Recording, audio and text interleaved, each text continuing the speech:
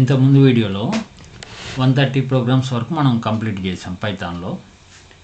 ఈ వీడియోలో ఒక 2 ప్రోగ్రామ్స్ ఎగ్జిక్యూట్ చేద్దాం. దాంట్లో program number 131 leap year or not.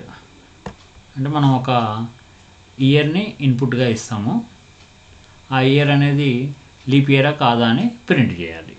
Okay, first leap year యొక్క డెఫినేషన్ చూద్దాం మనం. If the year is divisible by 4 it is a leap year. అంటే ఒక ఇయర్ అనేది 4తో కనుక డివిజిబుల్ అయితే it is a leap year. ఇక్కడ ఒక ఎక్సెప్షన్ కూడా ఉంది, except for end of century years. End of century years అంటే 100తో డివైడ్ అయ్యేవి, అంటే 1900, 2000, 2100, 2200 అలాంటివి. Which must also be divisible by 400. అంటే అవి కనుక ఎండ్ ఆఫ్ సెంచరీ ఇయర్స్ అయ్యి ఉంటే అది 400తో కూడా డివిజిబుల్ అవ్వాలి, అప్పుడే అది లీప్ ఇయర్. ఓకే, అంటే సపోజ్ 1996 అని తీసుకున్నాం. ఇది 4తో డివైడ్ అవుతుంది, ఎండ్ ఆఫ్ సెంచరీ ఇయరా కాదు, కాబట్టి ఇది లీప్ ఇయర్. అంటే 100తో డివైడ్ కాదు. 100తో డివైడ్ కాకపోతే మనకి బాధే లేదు, ఇంకా లీప్ ఇయర్ అని చెప్పేయచ్చు. 4తో డివైడ్ అయ్యి 100తో డివైడ్ కాకపోతే లీప్ ఇయర్ అని చెప్పేయచ్చు.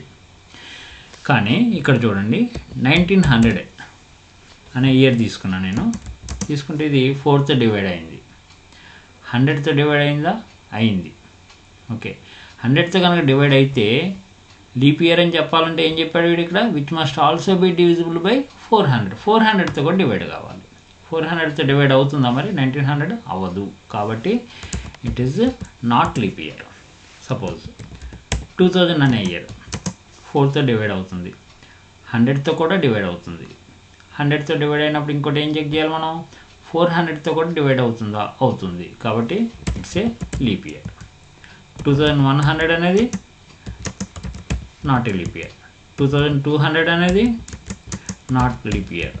2300 అనేది నాట్ లీప్ ఇయర్. 2400 అనేది లీప్ ఇయర్. ఎందుకని 4తో డివైడ్ అవుతుంది, 100తో డివైడ్ అవుతుంది, 400తో కూడా డివైడ్ అవుతుంది, కాబట్టి లీప్ ఇయర్. ఓకే, ఇప్పుడు దానికి ప్రోగ్రామ్ మనం ఏ విధంగా రాయాలంటే ఇక్కడ చూడండి, n ఈక్వల్ టు ఇంట్ input enter the year.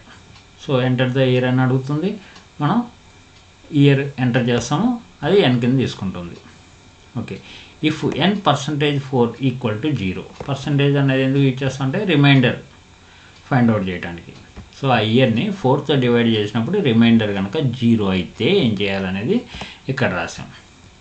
Reminder కనుక 0 రాలేదనుకోండి, అంటే 4తోనే డివైడ్ కాకపోతే మనం డైరెక్ట్గా ఇక్కడ ఈ ఇఫ్కి ఎల్స్ పార్ట్ ఏముంది, print not leap year. Not leap year అని ప్రింట్ చేసేయచ్చు. 4తోనే డివైడ్ కాకపోతే నాట్ లీప్ ఇయర్ అని మనం ప్రింట్ చేసేయచ్చు. ఓకే, అదే 4తో కనుక డివైడ్ అయితే అది సెంచరీ ఇయరా కాదా చెక్ చేయాలి. అంటే n%100 ఈక్వల్ టు 0 కాదా, 0నా కాదా అనేది చెక్ చేయాలి. ఓకే, అంటే 100తో డివైడ్ చేసాం. ఓకే, 4తో డివైడ్ అయ్యి 100తో డివైడ్ కాకపోతే మనం లీప్ ఇయర్ అని ప్రింట్ చేయొచ్చు. సో ఈ ఇఫ్కి సంబంధించి ఎల్స్ బ్లాక్ ఏది? ఇది ప్రింట్ లీప్ ఇయర్. అంటే ఏంటి, 4తో డివైడ్ అయింది, 100తో డివైడ్ కాలేదు, కాబట్టి లీప్ ఇయర్ అని ప్రింట్ చేయొచ్చు. అదే 4తో డివైడ్ అయ్యి 100తో కూడా డివైడ్ అయితే అప్పుడు 400తో డివైడ్ అవుతుందా కాదో చెక్ చేయాలి. 400తో కూడా డివైడ్ అయితే లీప్ ఇయర్ అని ప్రింట్ చేయొచ్చు.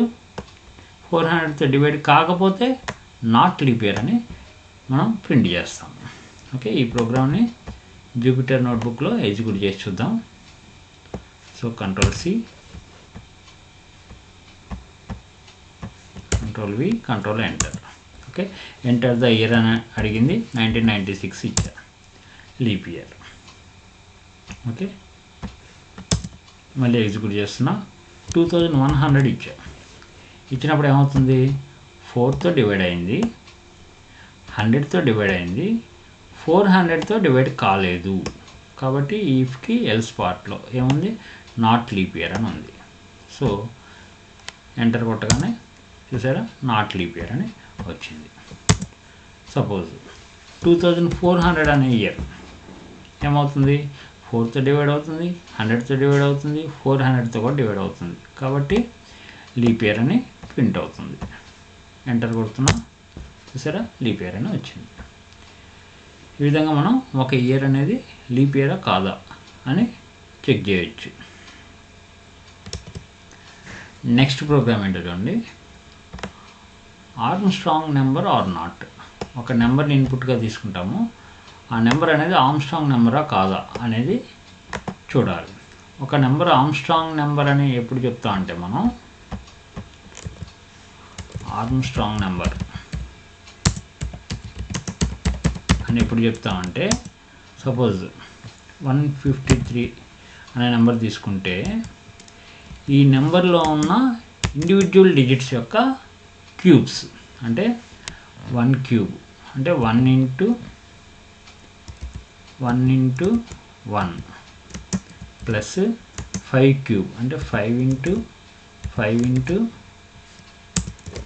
5 ప్లస్ 3 క్యూబ్ 3 ఇంటూ 3 ఏమొస్తుంది? 1 ఇంటూ 1 అంటే 1 వస్తుంది, ప్లస్ 5 ఇంటూ 5 అంటే 125 ప్లస్ 3 ఇంటూ 3 3 9 9 27. సో ఈ 3 కనుక యాడ్ చేస్తే ఎంత వస్తుంది మనకి? 153 వస్తుంది. ఓకే, సో అంటే ఒక నెంబర్లో ఉన్న డిజిట్స్ యొక్క క్యూబ్స్ మనం యాడ్ చేస్తే మళ్ళీ అదే నెంబర్ కనుక వస్తే దాన్ని మనం ఆర్మ్స్ట్రాంగ్ నెంబర్ అనేసి అంటాం. సో దానికి ప్రోగ్రామ్ ఏ విధంగా రాయాలో చూద్దాం. సో ఇక్కడ ఈ n వాల్యూని టెంప్ అనే దాంట్లో తీసుకున్నాము. ఓకే, సమ్ ఈక్వల్ టు 0 అని తీసుకున్నాం. ఓకే, అంటే స్టార్టింగ్లో సమ్ ఈక్వల్ టు 0 అని తీసుకుంటాం. ఓకే, అంటే ఇవన్నీ సమ్ చేయాలి కదా మనం. స్టార్టింగ్లో సమ్ ఈక్వల్ టు 0 అని తీసుకుంటాం. ఎప్పటికప్పుడు సమ్ చేసి దాన్ని సమ్ అనే వేరియబుల్లోనే స్టోర్ చేస్తాం. Okay, while n greater than 0, n అనే వాల్యూ గ్రేటర్ దాన్ 0 ఉన్నంత వరకు ఏం చేశాడు? ఫస్ట్ రిమైండర్ క్యాలిక్యులేట్ చేశాడు. Remainder equal to n%10. Suppose ఈ 153 అనే నెంబరే తీసుకుందాం మనం. అప్పుడు రిమైండర్ ఏమొస్తుంది? %10 అంటే 10తో డివైడ్ చేసినప్పుడు రిమైండర్ 153/10 చేసినప్పుడు రిమైండర్ ఎంత వస్తుంది? 3 వస్తుంది. నెక్స్ట్ ఏం చేశాడు? Sum equal to sum plus remainder. ఇదేమో ఎక్స్పోనెన్షియల్, 2 స్టార్లు పెడితే ఏంటంటే ఎక్స్పోనెన్షియల్ ఆపరేటర్ అనమాట అది. Okay, sum equal sum plus remainder cube. Okay, so sum equal to sum plus some value already ఎంత ఉంది మనకి? 0 ఉంది. 0 ప్లస్ రిమైండర్ క్యూబ్ అంటే 3 ఇంటూ 3 ఎంత? 27. ఓకే, నెక్స్ట్ n వాల్యూ ఏం చేశాడు? n/10 అంటే మనం 10తో డివైడ్ చేసినప్పుడు ఏమొస్తుందని n equal to. So n equal to n అంటే 153 /10 అంటే 10తో డివైడ్ చేసినప్పుడు ఏమొస్తుంది? 15 వస్తుంది. సో n వాల్యూ ఇప్పుడు ఎంత? 15. Okay, so again n greater than 0నా? 15 అనేది గ్రేటర్ దాన్ 0నే కాబట్టి మళ్ళీ ఏం క్యాలిక్యులేట్ చేస్తుంది? Remainder equal to n%10. So ఇప్పుడు రిమైండర్ ఈక్వల్ టు n అంటే ఎంత? 15. %10 అంటే ఏమొస్తుంది? 5 వస్తుంది. రిమైండర్ కదా, 5 వస్తుంది. Next sum equal to sum plus remainder cube. Sum equal to sum plus already some ఎంత ఉంది మనకి ఇక్కడ? 27 ఉంది. 0 + 27 అంటే 27 ప్లస్ రిమైండర్ క్యూబ్ అంటే 5 క్యూబ్. 5 5 25, 25 125, 125 ఈక్వల్ ఎంత వస్తుంది? 152 వచ్చింది. ఓకే, ఇప్పుడు sum equal 152.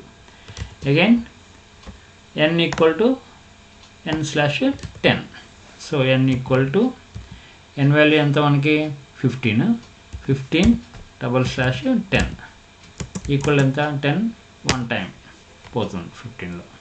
Okay, next n value 1. So ఇక్కడ మళ్ళీ కండిషన్ చెక్ చేసుకోండి. n గ్రేటర్ దాన్ 0నా? ఎస్. కాబట్టి remainder equal to n%10. So remainder equal to n అంటే 1 %10. సో రిమైండర్ ఎంత వస్తుంది? 1 వస్తుంది. Okay, next sum equal to sum plus remainder cube. Some already ఎంత వచ్చింది మనకి 152 వచ్చింది, ప్లస్ రిమైండర్ ఎంత 1 క్యూబ్ అంటే 1. సో ఎంత వచ్చింది, సమ్ వాల్యూ 153 వచ్చింది. Next n equal to n/10. So n value ఎంత, n వాల్యూ 1 /10. ఎన్నిసార్లు పోతుంది, 0 టైమ్స్ పోతుంది. కాబట్టి n వాల్యూ ఇప్పుడు ఎంత ఉంది, 0 ఉంది. సో ఇక్కడ మళ్ళీ కండిషన్ చెక్ చేసుకుంటే n గ్రేటర్ దాన్ 0నా కాదు, కాబట్టి ఇక్కడ నుంచి ఈ లూప్లోంచి బయటకు వచ్చేస్తుంది. సో బయటకు వచ్చేటప్పటికి సమ్ వాల్యూ ఎంత ఉంది, సమ్ వాల్యూ 153 ఉంది. ఓకే, టెంప్ వాల్యూ ఎంత, ఫస్ట్ మనం ఆ ఎన్ని టెంప్కి అసైన్ చేసాం కదా, టెంప్ వాల్యూ ఎంత 153. కాబట్టి ఈ రెండు ఈక్వల్ అయినాయి కాబట్టి ఆర్మ్స్ట్రాంగ్ నెంబర్ అని ప్రింట్ అవుతుంది. ఓకే, సో ఈ ప్రోగ్రామ్ని ఎగ్జిక్యూట్ చేసి చూద్దాం.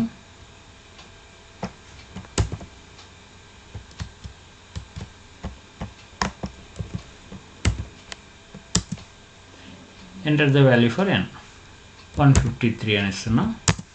చూసారా, ఆర్మ్స్ట్రాంగ్ నెంబర్ అని వచ్చింది. సపోజ్ నేను 250 అని ఇచ్చాను అనుకోండి, అప్పుడు నాట్ ఆర్మ్స్ట్రాంగ్ నెంబర్. ఎందుకని 2³ + 5³ + 0³ చేస్తే 250 రావట్లేదు, కాబట్టి నాట్ ఆర్మ్స్ట్రాంగ్ అని వచ్చింది. ఓకే, ఇంకో ఎగ్జాంపుల్ కూడా ఉంది చూడండి, 371 అనేది కూడా ఆర్మ్స్ట్రాంగ్ నెంబరే అంట, 371. సో ఈ ప్రోగ్రామ్ మళ్ళీ ఎగ్జిక్యూట్ చేస్తున్నా, 371 అని ఇస్తున్నా, ఆర్మ్స్ట్రాంగ్ నెంబర్ అని వచ్చింది. ఎందుకని 3³ + 7³ + 1³ చూద్దామా ఎంత వస్తుందో. 371, 3³ అంటే 27 ప్లస్ 7³ అంటే 49 × 7. ఓకే, 57 350, 49 7 అంటే ఒక 7 తీసేయాలి, అంటే 343 ప్లస్ 1³ అంటే 1. ఈ మూడింటిని యాడ్ చేసి ఎంత వస్తుంది, 27 + 343, 370 + 1 అంటే 371. ఓకే, సో 371 వచ్చింది కాబట్టి అది ఆర్మ్స్ట్రాంగ్ నెంబర్. ఓకే, సో దాంతో మనకి 132 ప్రోగ్రామ్స్ కంప్లీట్ అయ్యాయి. 133rd ప్రోగ్రామ్ నుంచి నెక్స్ట్ వీడియోలో ఎగ్జిక్యూట్ చేద్దాం. Thank you.